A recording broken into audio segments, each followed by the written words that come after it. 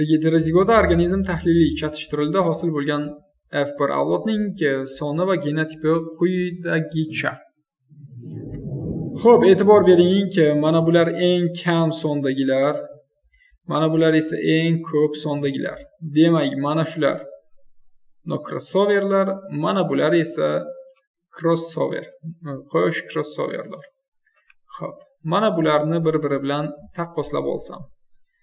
Katta A'si bor, katta A, kichkinasi B'lar bilan farq qilyapti. Bunda kichkina B, bunda katta B. Shundan xulosa qilishimiz mumkinki, genlar ketma-ketligi aynan A, B, C ketma-ketlikda.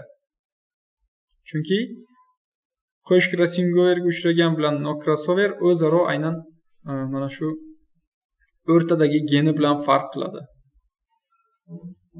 Yaxshi, genlar ketma-ketligini bildik. A, B, C ekan.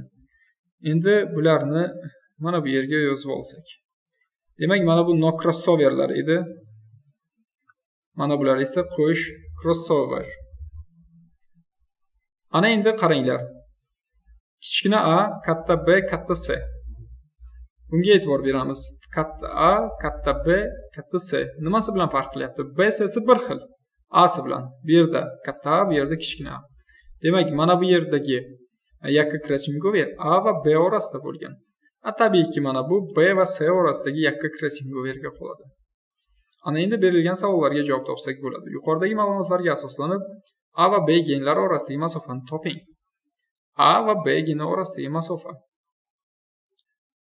68, 72 va plus bunga qo'sh crossover natijasida hosil bo'lgan organizmlarni yozamiz. Va taqsim 1000 ga.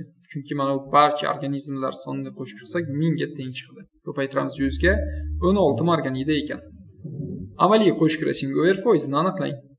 Demak, 12 ga 8 ni qo'shamiz va 1000 ga bo'lamiz, 2%. Keyingisi BC genlar orasidagi yakka crossover. BC orasidagi yakka crossover. Shunchaki 80 va 90 ni qo'shamizdan 100 ga ko'paytiramiz. Javob 17% ni tashkil qilar ekan.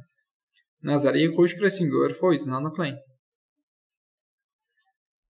17% edi BC genlar orasidagi masofa. Unga 2% ni qo'shsak, ya'ni bu qo'sh crossovernikini qo'shsak 19 chiqadi. Bu degani B va C genlari orasidagi masofa 19 marganida. A, B geni orasidagi masofa 16 marganida, B va C geni orasidagi masofa 19 marganida.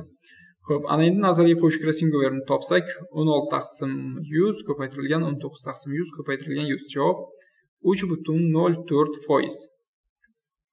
Yuqoridagi ma'lumotlarga asoslanib A va C genlari orasidagi masofani toping. A dan C gacha. Biz bilamiz A dan B gacha 16, B dan C gacha 19. 16 ga 19 ni qo'shamiz, javob 35 marganida.